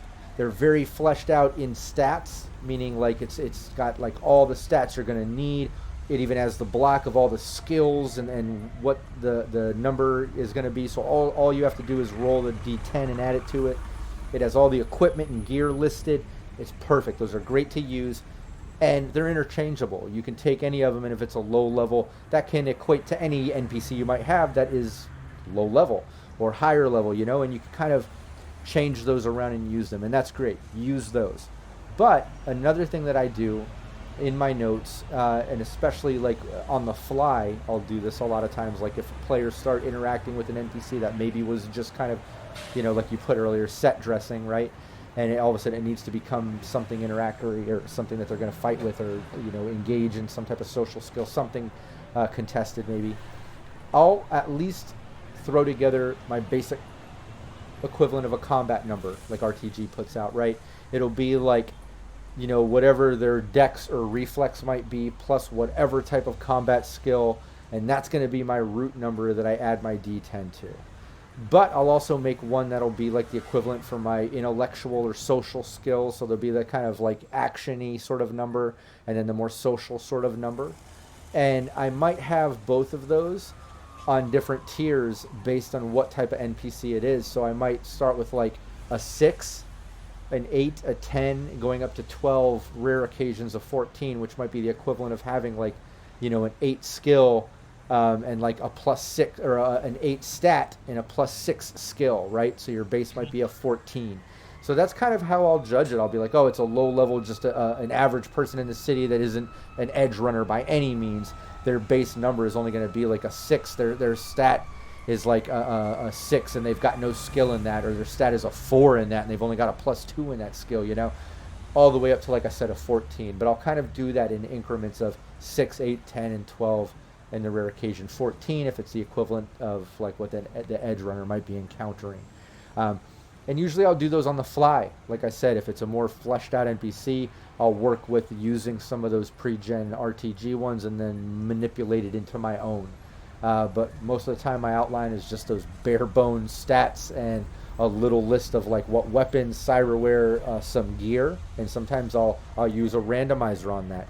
Capricious Nature, part of the Cyber Nation Uncensored community, has made a generator for like gear found and scavenged, an NPC generator, so that's also helpful. But I've rambled on enough about the different levels of stats and how I'll kind of put together my NPCs. What are some tools or ways that you'll put your NPC stats and skills together? So I operate in kind of a similar way. I tend to almost always use the preset stat blocks and then tune them a little bit. The making like complex threats. So I guess one thing to remember is that boss fights in Cyberpunk Red aren't necessarily that good, right? Because of how chipping works. You don't just want to make like a super guy who's like stands up there and just gets out action economied. So it's really, I think, about understanding how to use those tactics, which is why I just build threat based on the number of either mooks or lieutenants or other types of characters I use. Generally, if I'm building an interesting encounter, I'm going to either include like a non-book mechanic that I'm just going to make up, right? Like some kind of interesting combat mechanic, an environmental threat that will come with it, or a interesting way that a character is going to be doing something. So, for example, is like making maybe the bad guy is a tech, right? And so he's got a concealed SMG in his arm and a shield, and he's swapping between the two mid-combat, right? So he has the benefit of the shield and his heavy SMG. Like, that's kind of a cool thing. It's different. People remember him because he can do that niche thing. But in the exact same way, I might use the pyro stat block, right? But I'm going to use it for like that Babyface character because he has a gigantic two-handed club that's, giant baby rattle or whatever. And I think the flavor that you give that NPC on top of that stat block is almost more important. You just need to keep the stat block at the point where it'll give the threat to the party that will make them fear for their life without necessarily splattering them every time, right? I think that's why it's good to have the sort of tier levels, like is it a full-on boss or edge runner level person where your combat number or your base other skill number, any other role, is starting at 14, right? Or is it just kind of that low level average person or thug or something where maybe it's more of a base of like an 8 or a 10? You know what I mean?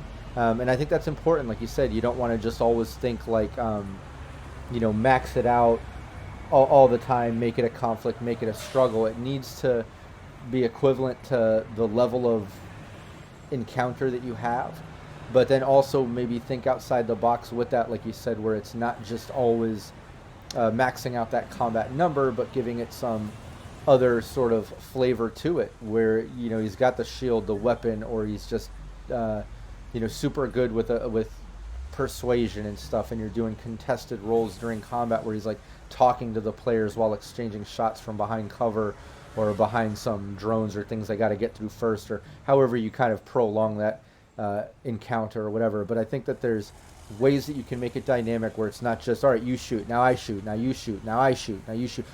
HP has been down to 0. Oh, death save failed. Okay, he's dead. Now moving on. That was combat. Like, yeah, you got to make it interesting. And I think the diversity of your NPC will kind of be the fuel behind that engine or whatever to kind of, I don't know, be the motivation to help you break out of that norm or whatever, that monotonous back and forth, Yeah. in the chat, Bob put out something really good. So for the people out there looking to like build build frameworks around their NPCs and around their villains, Mike Pondsmith has written all sorts of stuff about how to make the cyberpunk world more hardcore and more fucked up, right? And so Listen Up Primitive Screwheads is, I think, a really great one. It's so good. But the quote here is, sit down a moment and put yourself in the position of the bad guys. What do they fear? What are they worried about? What do they value? For starters, they fear getting killed. And they worry about it means that they will do just as much as any player character to prevent this from happening. If the player wears armor, the bad guys wear armor. If the player sets traps, the bad guy sets traps. If the players are cybered up, the bad guys are cybered up. In short, your NPCs are player characters. So think of them like that. They aren't, we talk about them as mooks, and they are story obstacles to overcome. But in terms of their behavior, I think the best part about Cyberpunk is you're not the hero. You're just some motherfucker who's going to die in a gutter too, just like this other dude who you're about to shoot. And everyone should be on a semi-even playing field. Make them human, like it's not a fantasy game where, everyone's got potions and magic to come back to life and like this outrageous stuff. Like, you got to make it human. And I think that's important to put that in there. But yeah, Primitive what a Primitive great Screwhead, super good. Yeah, great book to quote from, and I agree with like I said, giving those NPCs a motivation. Put yourself in the shoes of the NPC, whatever NPC. It doesn't not just an enemy, where it's like I fear death and things, but a great way to look at creating any NPC. It'll help you kind of figure out what any motivation or conflict or any personality trait thing is.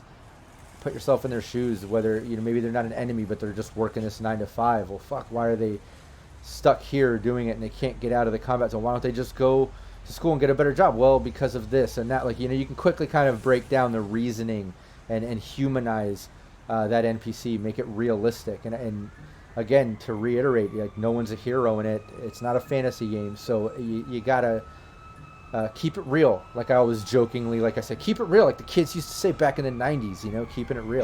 But I always joke with that, but it's very much so when playing Cyberpunk. You have to keep it real and keep it, like I think it's been quoted numerous times in Cyberpunk. Mike has said, like, keep it on that street level.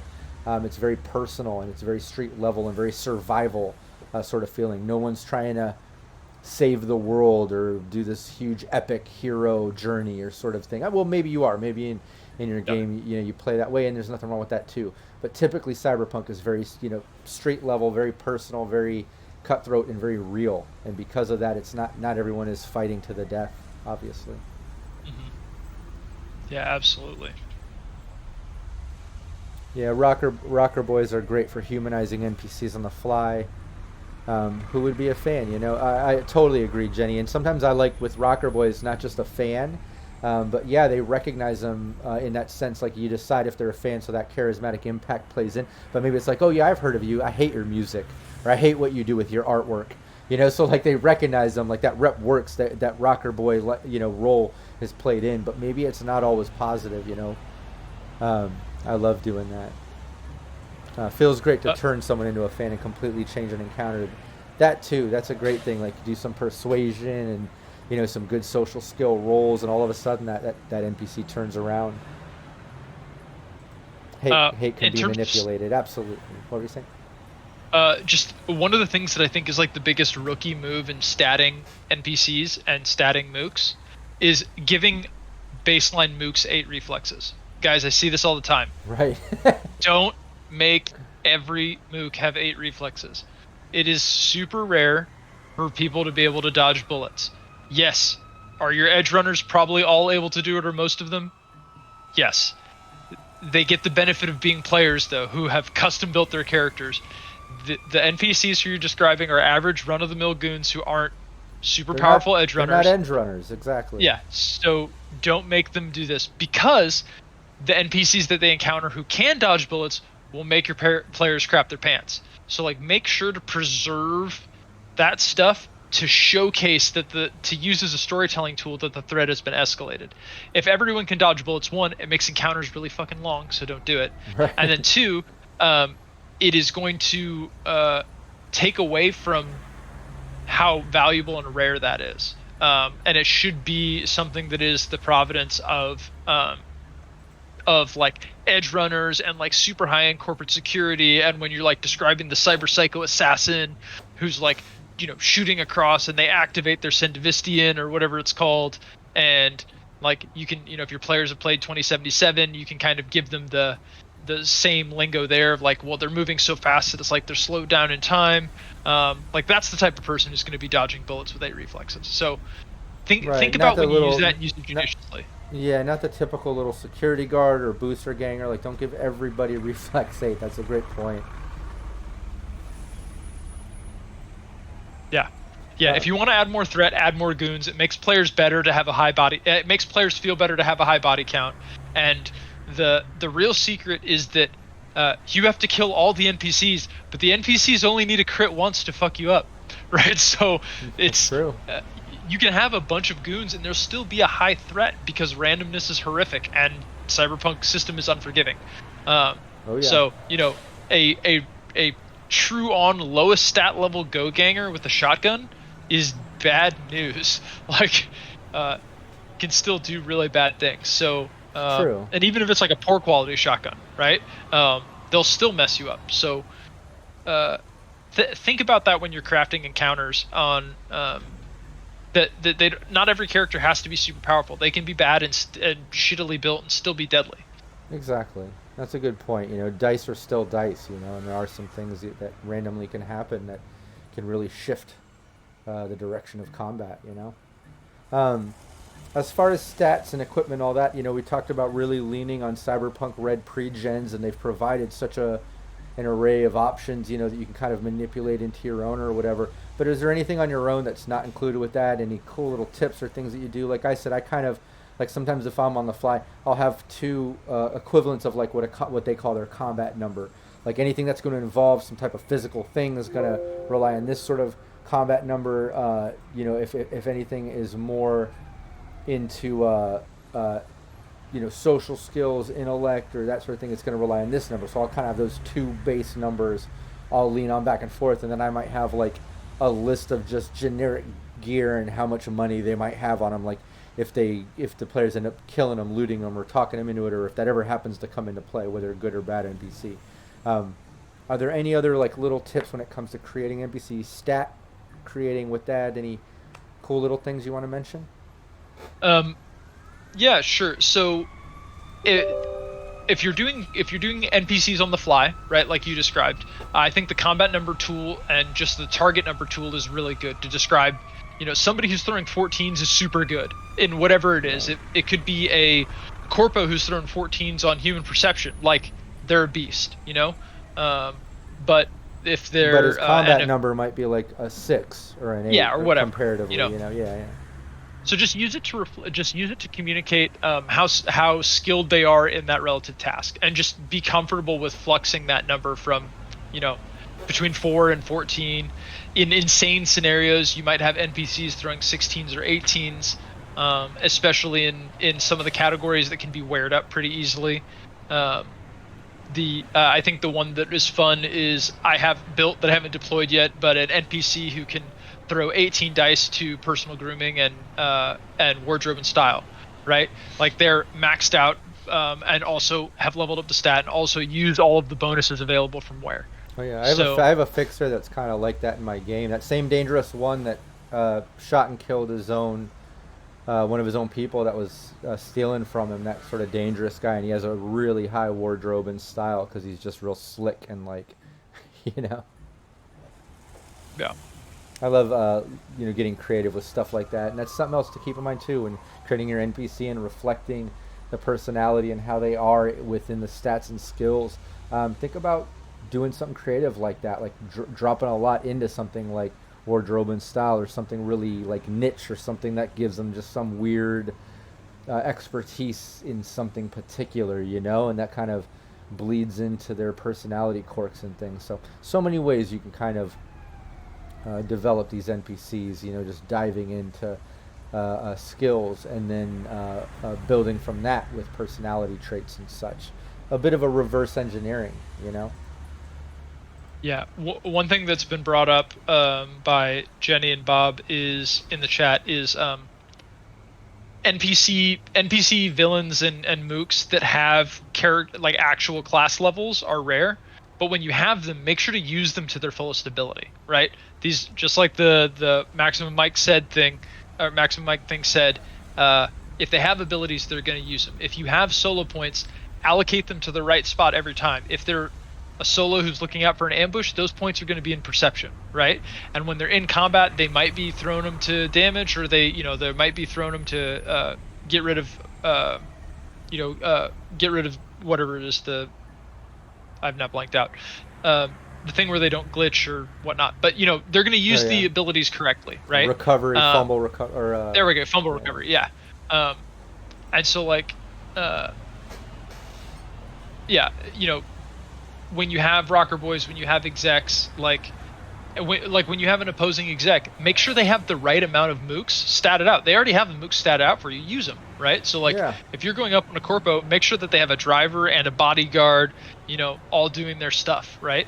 And it's gonna make the game feel more consistent. Where you have a corpo who only has 1 minion and they've got a corpo with 4 minions, you're gonna know that you're not the biggest dick here. Like, these guys are gonna flex on you, so watch out. And it does, and I think that's important. It sets the context of the world, right? I think the most important thing is always knowing that there's a bigger fish. And so when you provide those bigger fish in the world, make sure that the players know it and can see it.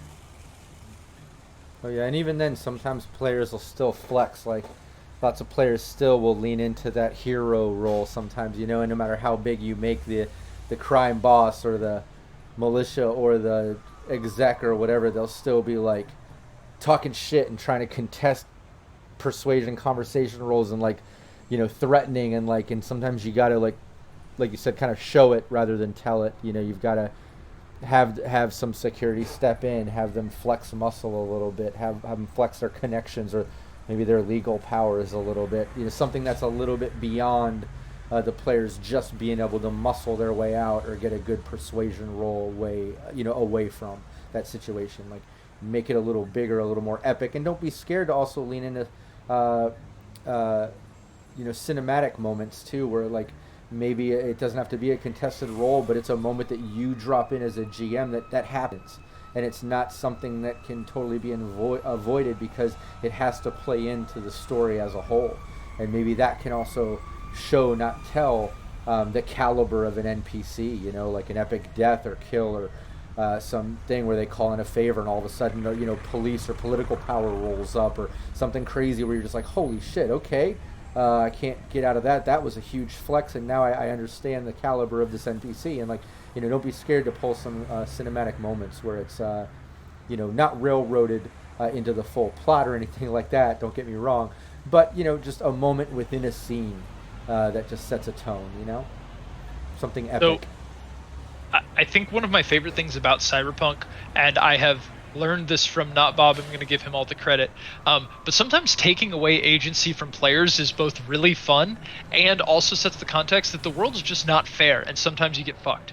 One of the runs that he did was the opening scene is your container is getting blown up with C4, and somebody is blowing up your front door and coming in to kill you. That's the beginning of the run. That's how I started my recent one shot. I started it off with the front of their home base being blown up. They were doing their morning rituals, and after they were talking their morning, I said, okay, everyone roll a resist torture and drugs. Okay, the ones that failed, you were unconscious. The other ones, your ears are ringing. You're confused on what just happened as you're surrounded by rubble and dust, and the other players are unconscious around you. It's car alarms are going off out front, people screaming. I've also started ones where people just woke up naked, zip-tied in a bathtub by the Yakuza, right? And they had to fight their way out. If they had cyber weapons and things, good. Otherwise, they had no weapons, no armor. They're just naked, zip-tied in a bathtub. I love starting, I think it's, what's it called? In media res. In media res, yeah. I love starting like that. I think it's very cinematic. It's not railroading when done right. It's absolutely it's a catalyst to everything else being very immersive and real life. Like you said, real life is very unforgiving. So don't be scared to kind of push those epic moments. My Sirenscape, I don't want to give away too much of the ending of this Nip It in the Bud campaign, but I mean, everything went to shit. I mean, I can't get into too much, but like they were left, treading water and like having to pull a favor to get saved, and like, things can be epic and kind of crazy, and it can be a lot of fun for the players. Don't be scared to push those limits. So I agree with Bob 100% with that. Yeah, and that's there's another thing that I think that is taken for granted all of the time, but with sophisticated NPCs, or sorry, with the average players, the players have strategic initiative, right? In general, the players are acting on NPCs. That's how the game normally works, right? And the NPCs are reacting to players' interactions. The game gets really dicey and really fun when the opponents have strategic initiative and the NPCs are acting on the players, and players are not used to it, and it makes them really nervous and weird when they're being surveilled, when they're being researched, when people are figuring out where they live and who they like, when there's edgerunners that are just as competent as them going after the same goals. Players get uncomfortable really quick when they start seeing their tools used on them, and that's, I think, a phenomenal part about the grittiness of a cyberpunk universe, where, like, yeah, you can probably roll over a whole bunch of mall cops, but Biotechnica's top level security is probably not people to be fucked with, and they probably can do some hardcore research and boots on the ground and start tapping phone lines, and they might have the strategic initiative on you. And so think about, as a GM, when it's appropriate to use the strategic initiative, because you got to be judicious when you take away player agency, because it needs to benefit the story. Because a lot of times, if it feels like railroading, they just feel fucked. Nobody has fun there. But when you do, when it has story backing, like, hey, by the way, you pulled into this parking garage and the gate's closing behind you. Wait, why? Well, actually, this guy who's been following you succeeded on his, decrypt encrypt roll, found your comms. You said you were going to this place to go get lunch or pick up your daughter from school, and you're about to get gunned down in a parking lot because there's a person who's acting on you. Now, that's a cool story beat that has an actual reason behind it. So think about strategic initiative and agency. My favorite to do, like I just did in a recent stream too, I've done it in the past too, is their apartment blowing up, or being searched by people in suits, like while they were away on the Drift Nation, and they had their like low-level minion guy kind of watering the plants and feeding the pets. They got a call from him in the middle of a mission, like, holy shit, I'm standing out on the windowsill. There was a banging on the door, and I looked out through the peephole as I saw all these guys in black suits trying to kick in the door. I grabbed the pets. I'm out on the windowsill. They're ransacking the apartment, and like, you can do stuff like that. Or they go in, they search it, they leave, and everything looks normal. Nothing is different, but they were here, and like, who is that? But it's a throwback to the previous campaign where, and again, I don't want to give away too much. Some of my players watch my series and things, but there's repercussions for everything you do, and I think as long as it makes sense to the story, it's immersive, and you keep it, don't be scared to have it really fucking dangerous and epic, just like real life, like I think it's it's in the book. They talk about if you fail the death save, what's the name of your next character, what's the next role you're going to play. Like, don't be scared. I've had players die as well from crazy decisions or the way things have worked out and stuff, and it's never been bad. Like, it hasn't happened a lot. It's happened like once or twice. We had a planned one recently. A player had to leave, an unexpected one in the past. But to me, all epic moments are awesome as long as, like you said, it is part of the story. It makes sense. It's some type of like repercussion or reward scenario, and it can be cinematic. It can be absolutely just outside of player agency, but if done right, it can be really fucking cool. This is just me telling a fun story that I like. I ran a run on Night City Stories called "This Will Not Be Fun and You Will Not Get Paid," and surprisingly, people still applied to play in the game, which was great. And I gave them no description of what was occurring in the game at all. I just informed them that it wasn't going to be fun and nobody was going to get paid. And the game opened up with the two people had been kidnapped and were in a simulation mentally torturing them. So it opened with, all right, roll to see how much humanity you lose. That's how the game started. Nice. Now, I took agency from them, but the entire thing was to set up a redemption arc, and it felt really good because they managed to get out of that simulation and break out. And now they're trapped in this lab, right? Now, what do? They're naked, trapped in a lab, and there's a scientist sitting there who has headphones on, working at a desk, and there's a scalpel on the table, and there's a fire extinguisher. It's like, all right, well, now you're this naked, goop-covered solo who grabs a scalpel and is like stabbing the scientist. All right, well, now they're calling down to the scientist. What do? I'm escalating the threat as they're all this bad stuff, and they're figuring out what's going on and why they're here. And so if you use it to set up cool story pieces, it's one of the more fun games that I've run. I really enjoyed that. But it wouldn't have been nearly as fun if they were like, all right, well, you're hired to go do this thing. Like, nah, something really horrible happened to you, and now you're figuring out why and making it all happen. It also ended up with Infernal Suspenders recording an in-character podcast because their character was a media, ranting in a Boston accent about the crimes that they just committed. A+ work. Nice. So that's awesome. Well, hey, we're going on some really fun tangents that I think we should hold back and turn into future episodes, like we mentioned before. But as far as covering, anything and everything NPCs, as far as Cyberpunk and Night City during the time of the Red and beyond, I think we covered a lot of great things here. We went over, the constructing an NPC, looking at the personality traits, the Corks, giving them motivations, just really putting depth into the NPC, whether it's driven by whatever they have going on, negative or positive, whatever district or job they might be involved with, how it might be involved with the story, potential plot hooks. Not being scared to make them epic or just some background, being prepared to change them from either or, depending on how the players interact. And then we got into our ideas on the stats and skills and numbers, throwing them together with a couple quick numbers or leaning on some of the pre-gen stuff, making them your own. Again, I think we covered everything and then some as far as NPCs. Thanks, PWB, saying he learned a lot tonight. Good stuff. Really appreciate that. That being said, man, I'm glad you're back in the saddle. You're rocking the Night City Live series with me again. Before we wrap this up, why don't we just pass the mic back and forth, give ourselves a quick plug. Why don't you tell people where they can find you online and everything you got going on? So if you're looking to play Night City Story, or if you're looking to play Cyberpunk Red and you don't have a home game, or you have a home game and you want to get your fix and you want to play some more, come check out Night City Stories, the largest living community, or might be Wes March's game, you might know that term better, of Cyberpunk Red online today. You can find us on Reddit at www.reddit.com/nightcitystories. And that'll have all the stuff in there on how to make a character, how to join the Discord community, and how to become a GM.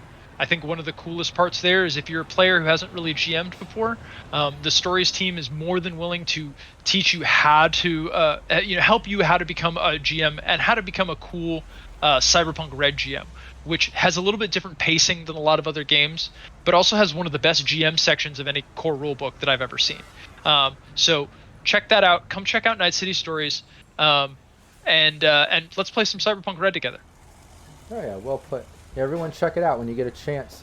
And myself, I'm GM Rob Mulligan. I'm the founder of what was Cyberpunk Uncensored. Now it is Cyber Nation Uncensored. And speaking of becoming a great GM, check out Cyber Nation Uncensored on YouTube. It might still currently have the URL Cyberpunk Uncensored. I think they're in the process of updating their system there. But if you check us out on YouTube, we have a whole GM tips series that I've put out. I'm up to 20-something episodes, all kinds of quick little digestible videos that give you great Game Master tips, as well as a full tutorial series on Cyberpunk Red. Again, real quick, easily digestible videos, short and sweet and to the point. No flashy edits and stuff, just me teaching you the different mechanics and stuff. Also, lots of series like the Deep Dive series, Night City Live, and lots of gameplay. So check out Cyber Nation Uncensored on YouTube. Also, make sure while you're right here watching the live stream on Twitch, or if you're listening to this on the podcast or on YouTube, you also follow and subscribe here on Twitch. We have lots of live gameplay all week long, not just from me, but also other game masters. So check that out. We also have a really active Discord. So yeah, hit me up anywhere on social media. We're trying to build up the brand and the community, and we'd love to see you around. Other than that, Lobster Falcon, again, thanks for joining me. I'm glad you're back. Let's plan more episodes in the future.